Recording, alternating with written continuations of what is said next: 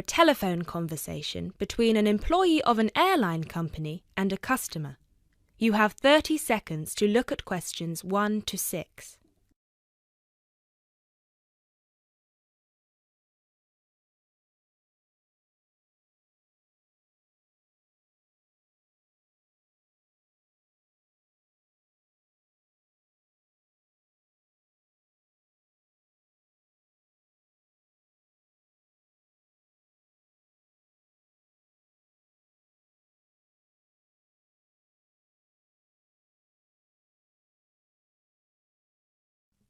GB Airlines, this is Kyle speaking. How can I help? Hi, my name is Matt Walsh.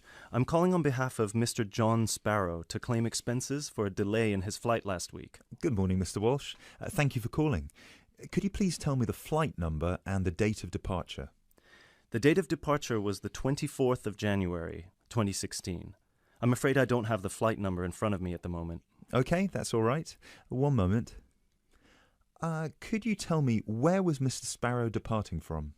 He was departing from Athens. Is that Athens, Greece or Athens, Georgia? Athens, Greece. Right.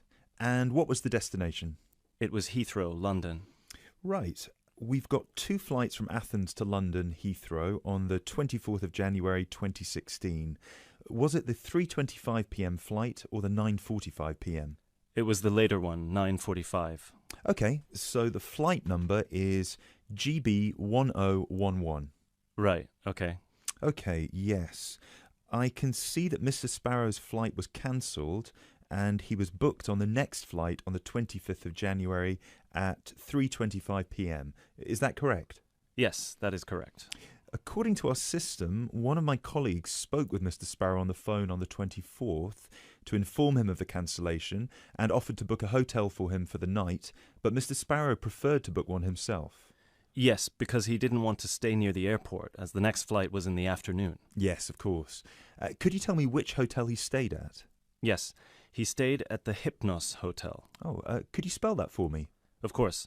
That's Hypnos. Right. Thank you for that. And could you please tell me how much the total cost was for the night? Sure. It was 73 euros. Right. Do you have a copy of the receipt for that? Yes, of course. Would you like me to send it to you? Yes, please. Can I email a picture of it to you? Absolutely. The email address is refunds@gbairlines.co.uk. Great, thank you. No problem. Were there any other expenses you wish to claim? Actually, yes. There was also the taxi ride to the airport and the taxi ride back the next day. Right. And what was the total cost? The first taxi ride was 53 euros and the second one was 42, so 63, 73, 83. Yeah, so the total was 95 euros. I'll send you the receipt for those as well. Thank you. Are there any other expenses? No, I think that's it.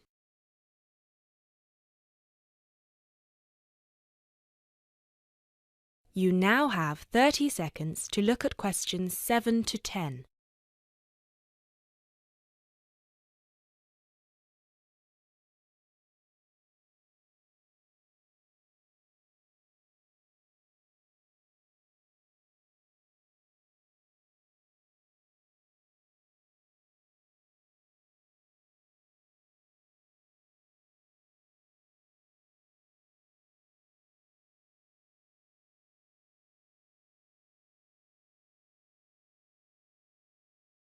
Excellent. So if you could please send us the receipts for the hotel and the taxi rides, and after we receive them, it should take about 48 hours for the funds to reach Mr. Sparrow's account. Perfect. Thank you so much. My pleasure. Is there anything else I can help you with? Actually, yes. There's one more thing. Mr. Sparrow complained about the meal during the flight. He said that it was a bit bland. Right. So he asked me if it was possible to switch to a different meal option for his upcoming flight to Kiev next week. Right, of course. Just give me a minute, please. Right, I see that Mr. Sparrow had the light meal option for his flight to London, and you would like to change that. What would you like to change it to? What are the other options? We've got 12 different meal options. Would you like me to list all of them for you? Well, Mr. Sparrow has told me that he would prefer something without meat. How many of these do not contain meat? We've got 3 meal options without meat. We've got the vegetarian option, the vegan option, and the Asian vegetarian. What's the difference? There's a variety of different dishes served with each option. For example, next week the vegetarian option will be a small spinach and feta cheese pie, a bread roll, a salad, and tropical fruit. And the vegan option? The vegan option doesn't include any dairy products, and it also doesn't include fowl, eggs, or honey. I'm afraid I don't have the specific menu for this week, but I can email it to you as soon as it becomes available. Oh, could you do that? That would be great. Yes, of course. I can email you a detailed description of all the meal options if you like. Yes, please. No problem. Please do not forget to call us back to change the meal option. You need to do that 48 hours before the departure time for international flights and 24 hours for domestic flights. So 48 hours for this one then? Yes, exactly. Perfect. Oh, no, I'm sorry. Transatlantic flights require 48 hours. All flights within Europe require 24 hours. So in this case, you will need to call us 24 hours in advance. I apologise for that. Okay, great. So, could I please have your email address so I can send you the menus? Certainly. It's matt.walsh@sparrowlimited.com.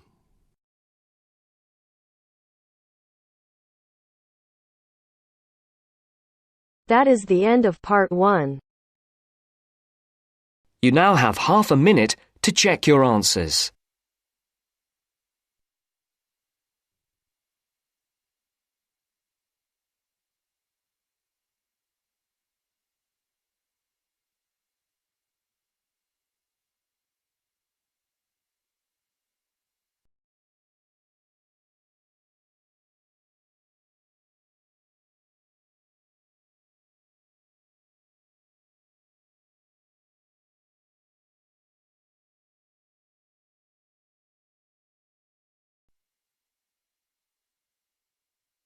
Now turns to part 2. Part 2. You'll hear part of a free class about safety around campus. First, you have some time to look at questions 11 to 14.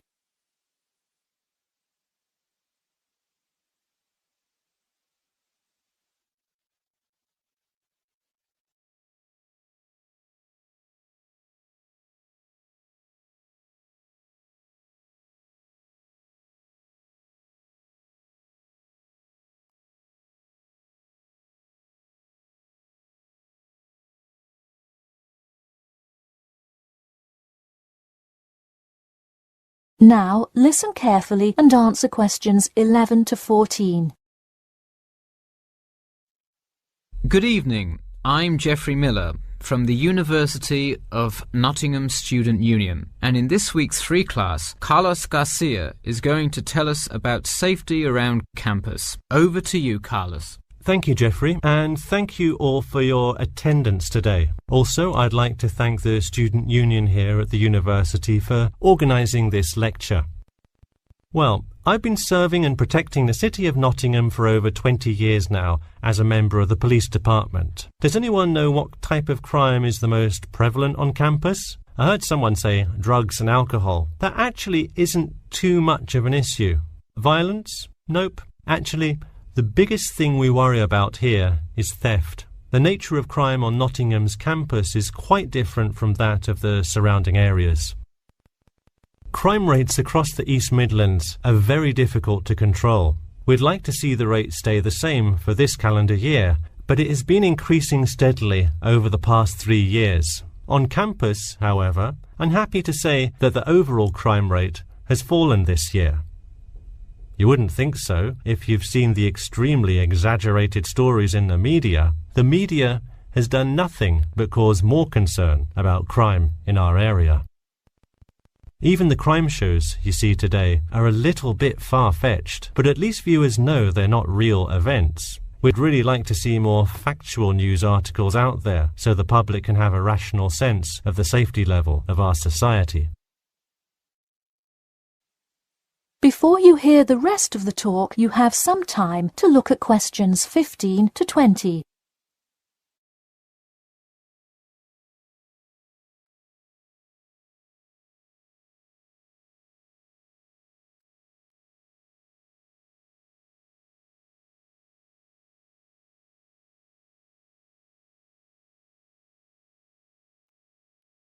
Now listen and answer questions 15 to 20.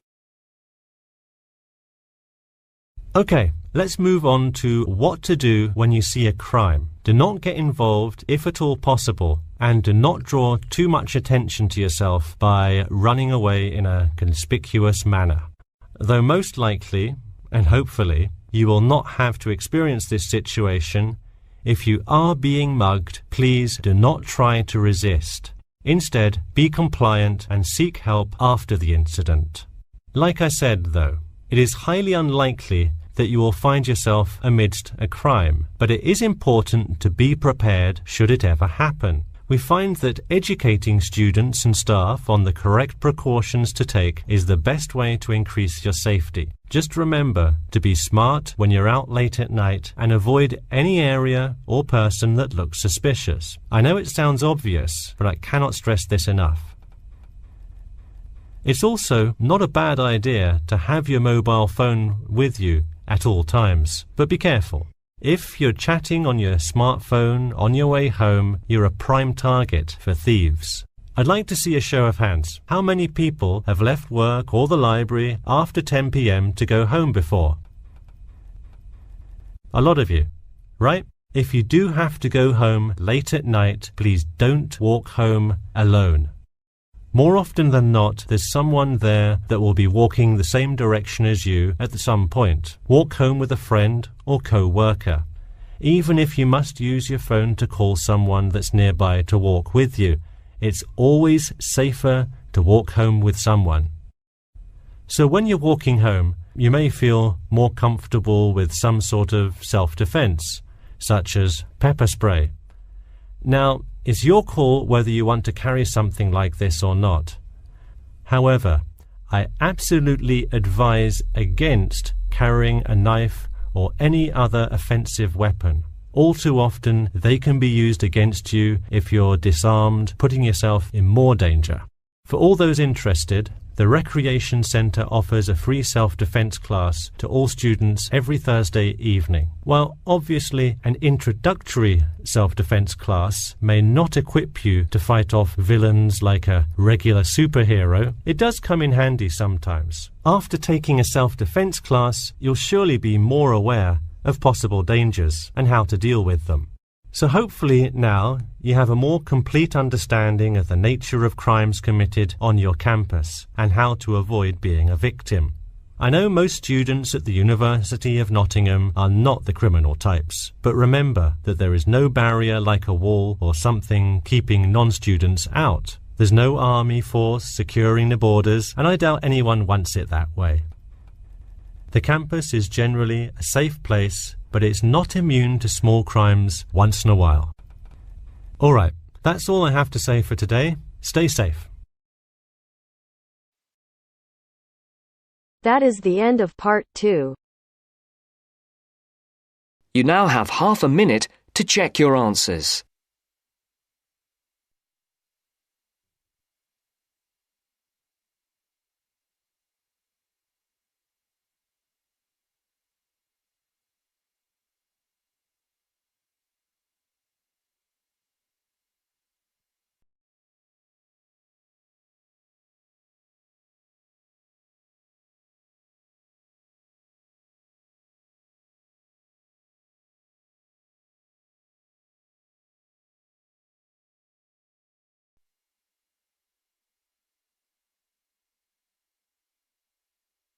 Now turns to part 3. Part 3. You will hear a conversation between two students who will discuss a project they're working on together. You have 30 seconds to look at questions 21 to 27.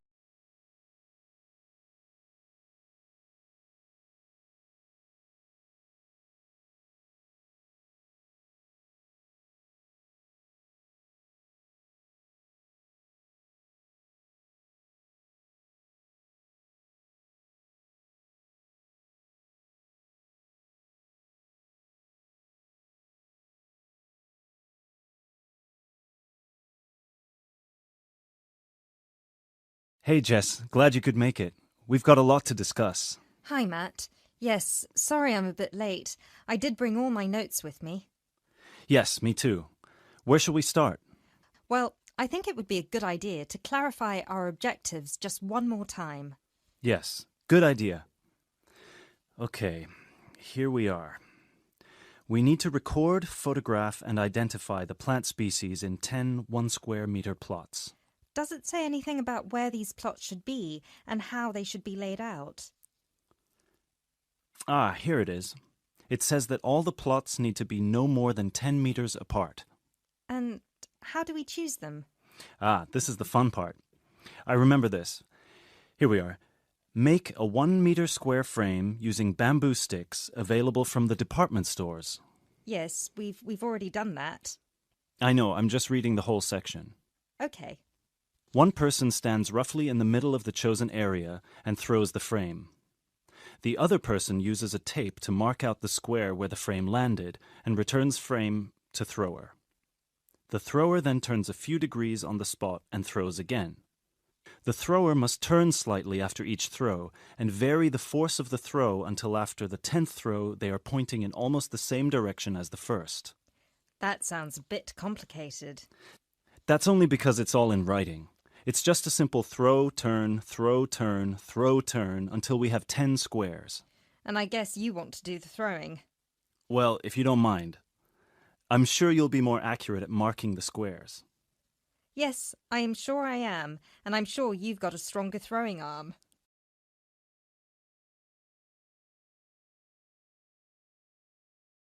You now have 30 seconds to look at questions 28 to 30.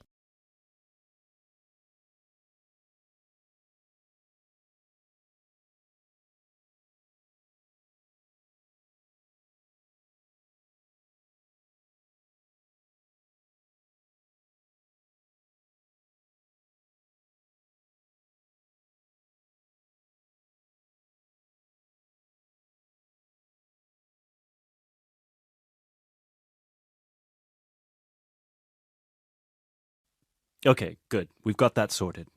Now we need to decide where to go. Yes, I've been thinking about that and I've brought the map. Ah, well done. I forgot mine. Now, I've identified 3 possible locations, but they've all got some disadvantages. Okay, fire away. Well, the area around this lowland marsh could be interesting. There'll be a lot of interesting water plants here. Looks good, but what's the problem? Mainly that it's already a designated nature reserve, and I think there's already been a lot of research done here. Ah, I see. Well, I'd rather do something that's new and can be useful. I agree. That's why I identified this area further west. See, here, behind the beach. Oh, yes, I see. That area there, where it's flat, but quite high. Exactly. If you look a bit further inland, you'll see that there are hills which will protect that area from strong north winds. I see. Excellent. But what's the problem? Just that it may not be very interesting. We know that the geology there is not conducive to a wide variety of plants. I agree. So what's your last idea? Well, I think this one is a bit of a winner, although I did want to show you the other 2. Look up here, on the north coast. Where? See this bay? Well, I know that there's been quite a lot of studies done here, but a bit further to the east, behind this headland. No one has ever looked at that. Well, I certainly couldn't see any studies. That is interesting. And the plant life could be a bit different because of the shelter from the wind the headland provides. Exactly. Brilliant, Jessica. That's a great idea. We'll go there. Thanks. Now all we have to decide is when is a good time. Well...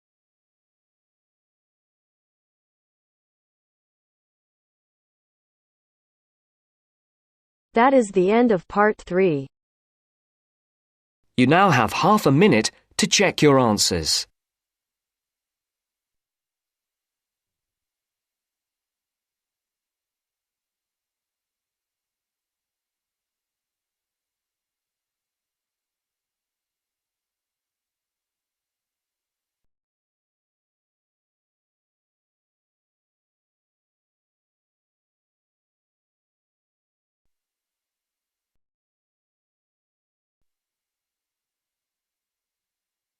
Now turns to Part 4.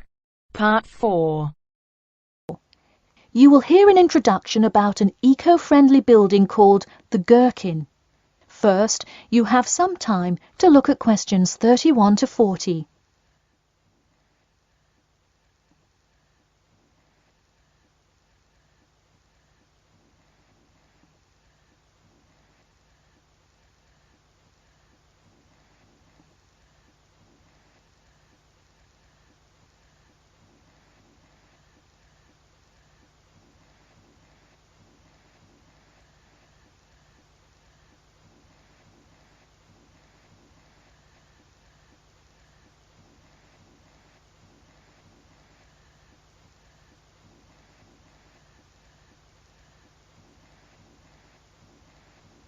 Now, listen carefully and answer questions 31 to 40.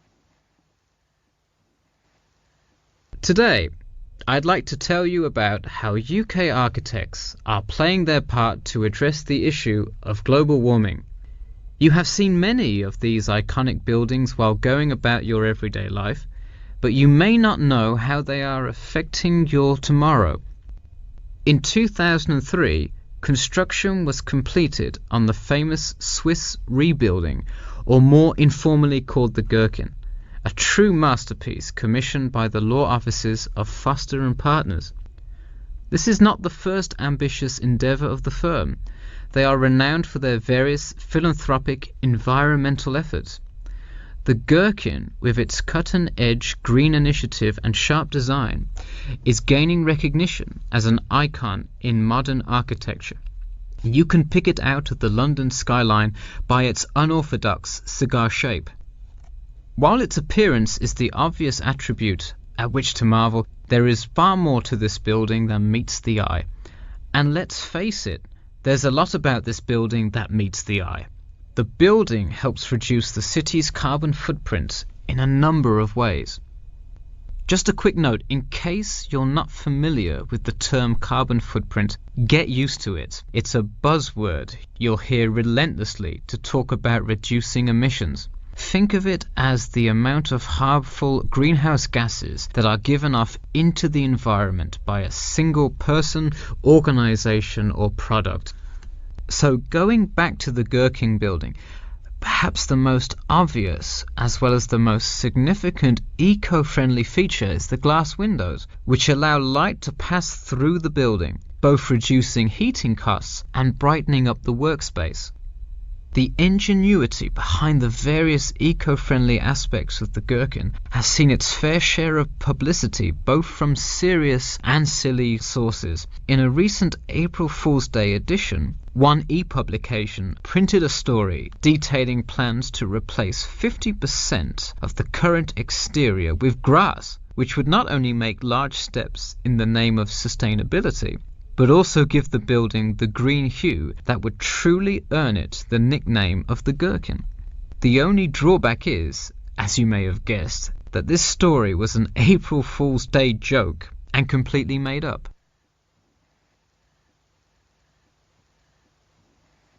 In all seriousness, though, the building is setting a new standard of design that other architects and city planners just cannot ignore. The building's bold and cost-efficient design has won a number of architecture awards, including the Stirling Prize, the London Region Award, and the Empress Skyscraper Award, among others. The design comfortably accommodates a large number of offices, while keeping maintenance and operation costs down, striking a superb balance between nature and the workplace. Nature is well and good, as long as the weather is nice outside. Given London's notoriously bad weather, the architects knew they must devise a quality temperature regulation system, and that they did. A special system designed to reduce the building's reliance on air conditioning was devised that cuts consumption in half compared to standard office buildings. There are atria that link each floor vertically to one another, forming spiraling spaces up the entire building.